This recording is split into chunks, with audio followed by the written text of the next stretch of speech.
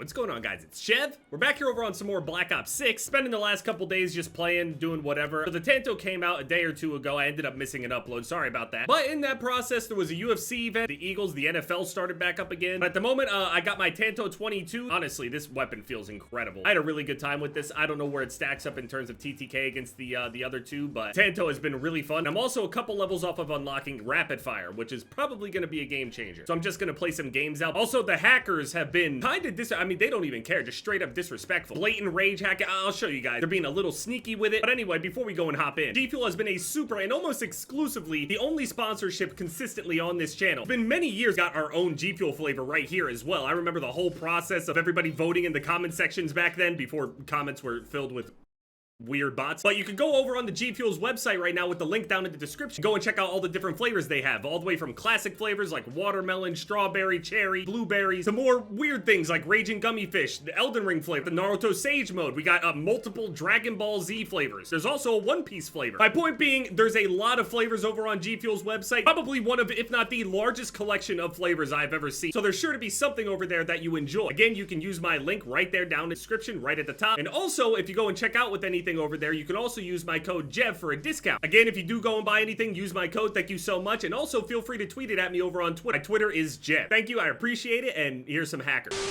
Yo. Is he actually cheating?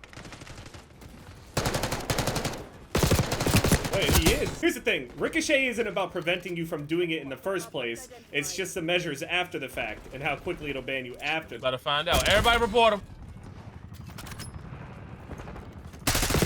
I mean, it's going to work though. Like the Ricochet, it does work. It's funny too because he starts missing as soon as my hitbox thing disappears. Snaps on him. He's like, all right. And it will work. It'll just so happen that the account will magically become completely devoid of any gameplay, zero activity.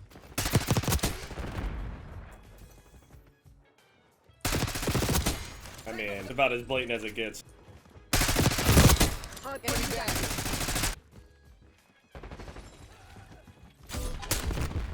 Oh, he's gone. Did he leave or did it ban? Okay, he's gone.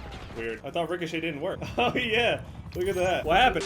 So we know that the meta was pretty much completely done. I know that we're talking about metas over in a beta or whatever, but come on. This is probably some of the most positive feedback I have ever seen on a Call of Duty beta. People have just seemed to enjoy themselves playing this game. I mean, look at everybody in this lobby. Everyone's level 30. Wait, everyone's level 30. I don't know if that was like a full party or something, but also they have double XP active, so you can go and level up whatever weapon that you're curious about. You can go and level it up.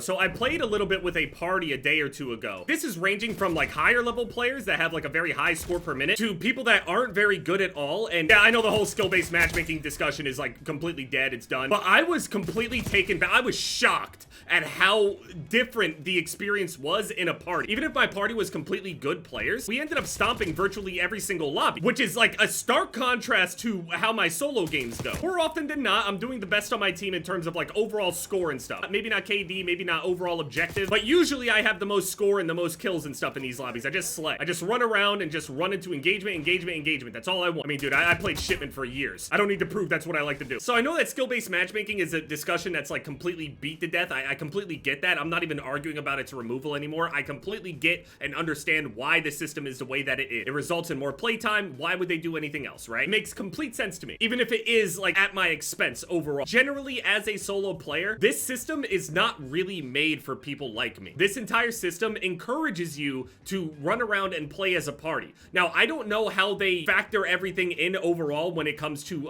parties and things like that. Like, so for example, we always talk about, you know, your score per minute, your overall KD, your overall stats, and your recent performance are the things that determine most. Look, see, I can also see their little shadows all the way from this distance, by the way. They have to fix that. It's only happening on PC as well. So I always just figured in my head, you know, the past 5 games or whatever, if my KD goes down, if my score per minute goes down, if all of my stats are worse, eventually I'll just get into an easier game. But the thing is, once I get into that easier game, my score per minute ends up flying back up again because I ended up just torching the next lobby. That's basically how it goes in terms of the solo experience. Fight your ass off, work hard, maybe do well, probably lose, maybe win. And the only way that I noticed any difference happening is if I ended up performing worse before, or maybe sometimes the first game on of the day. Sometimes the matchmaking seems like it's throwing me little freebies here and there. And I mean freebies as in like lobbies that I can end up nuking or some shit like that, right? But as a solo player, that's pretty difficult. I ended up joining a party recently, and that party was all players that had a similar score per minute and KD as myself. We're all generally like pub stompers and shit. They do well. So you would expect if you're running a full stack of players that are all performing well, you would get into lobbies with a bunch of different players that are all also super sweaty. But the weird thing was that wasn't the case. That's not what happened. We ended up getting into games where like the players weren't absolutely horrible. They were shooting back. But one thing I appreciate about Black Ops 6 is that you can actually see the skill difference in the players. It becomes very obvious through the overall movement. You can even see it in the clips where people are like, oh, I beat Black Ops 6, and it's them literally shooting people that are not shooting back at all. No good shots. You can see it in the clip that they're not shooting back at them whatsoever. Now, while I would be very happy to get into a lobby like that, don't get me wrong, you can immediately tell that there is a difference in the caliber of players. As soon as I got into parties, I didn't see everybody drop-shotting and jump-shotting and shit, even when I was playing with high-skill players. But as soon as I'm solo, I'm not getting into lobbies where people aren't sliding around. When I'm solo, every single lobby is this lobby where everybody understands the movement, everybody is a good shot, everyone has good reactions, everyone has map knowledge. And JT and I were talking about it because usually him and I, we would just go and play solo side by side and just do the camo grind. As soon as we got into a party with other players that have around like a 2 KD, as soon as we go and get into a party with other people, immediately you can see it just in the players. I don't know what their stats are. I don't know what the overall stats of the lobbies are, but the players themselves, you can see the skill difference in the lobby blatantly as well. It's not even a question. So then it clicked in my head, wait a minute, they want you to party up on Call of Duty because if you're going and playing with your friends, right?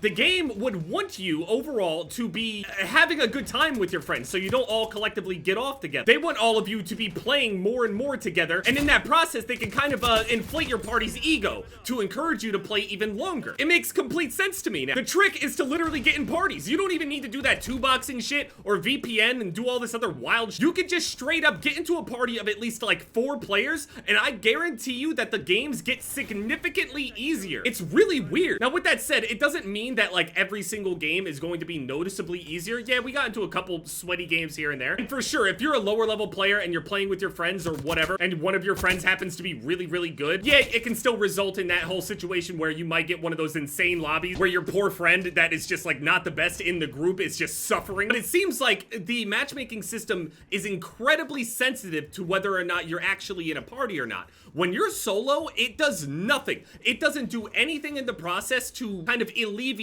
or kind of encourage that singular player to keep playing the game because they benefit more from having a party of people decide to stay on the game together as opposed to a singular player. They even said it in their whole skill-based matchmaking thesis or whatever the fuck it was that they put out and explained it. Everything is being done for retention. It is always, it's just more retention, retention, retention. And I'm not even saying that like it's some evil shit. I'm saying that that system doesn't necessarily work for everybody, but it does work for the majority. But when it comes down to like higher skill solo players, it's probably the worst system that there can be. It just doesn't really seem to throw you a bone in any way, shape, or form. Or it would throw you a bone that, you know, lasted for one game and then, you know, now that your score per minute went up tenfold in that one game, now you're back into the shit. That just, in my mind, encourages me for the entire year to party up, which would then also encourage 4 or 5 other people that know me to play more. And I'm more likely to play with them because we're winning. It makes complete sense to me. It just clicked. I'm so stupid, I know, but it just clicked for me. I still think that's a problem that needs to be addressed overall, though. Experience for solo players is not a good experience.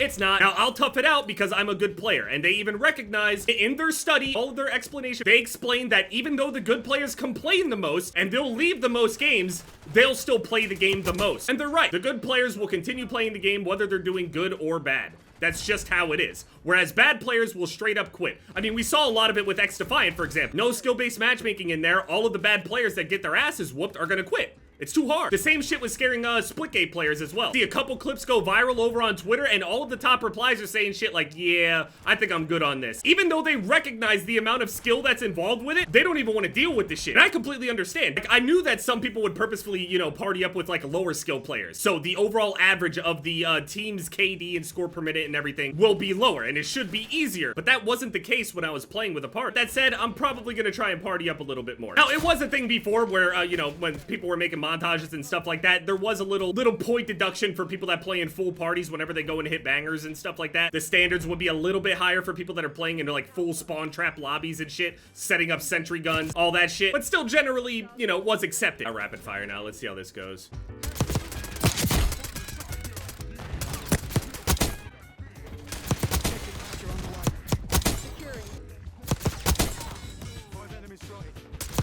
Oh my goodness. Underway. Oh. Oh man.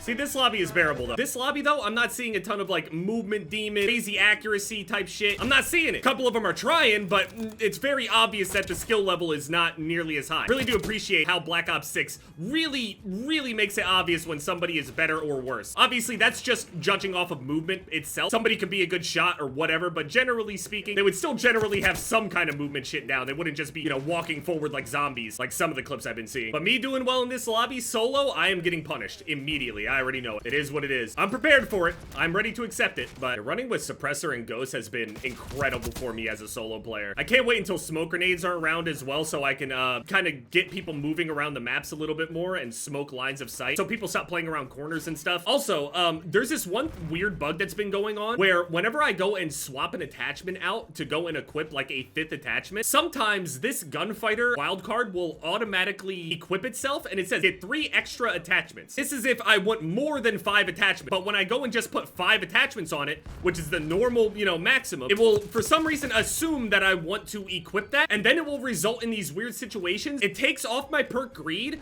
puts on gunfighter, which will therefore remove my overall specialty bonus because I end up losing my extra perk that is keeping that bonus there. It's really annoying. My thing is stuck on my screen now. I can't even watch my own gameplay. I was trying to select my class and now it's just on the screen. It's just permanently on my screen. Okay. So the next game that I play, probably going to be much more sweaty. Also, we're on Babylon. This is going to upset some people, but in terms of a grinding map, a map that has some sort of equivalent to Shipment, Treyarch usually had their small map as Nuketown, right? We would get Nuketown every single time, Nuketown 24/7. And as much as I love Nuketown, Nuketown is not really Shipment, right? It's not that like brain rot. There's still like lines of sight that people are holding, and you're not spawning like right into each other a lot of the time. I think that Babylon might be their shit. This map overall, even though the spawns are absolutely terrible on all of the maps, the only playable game mode seems to be domination. It's the only one that's actually playable. And just as a recommendation, if you decide that you want to play Call of Duty, if for whatever reason you're not playing Call of Duty again anyway, if you're a solo player, this system is not going to be kind to you. It's just not, especially if you want to actually improve. If you don't really care about improving or whatever, just trying to chill, you should probably play with some friends, in my opinion. I ain't playing that shit out. I'm good. Yeah, sweaty ass lobby, I'm going.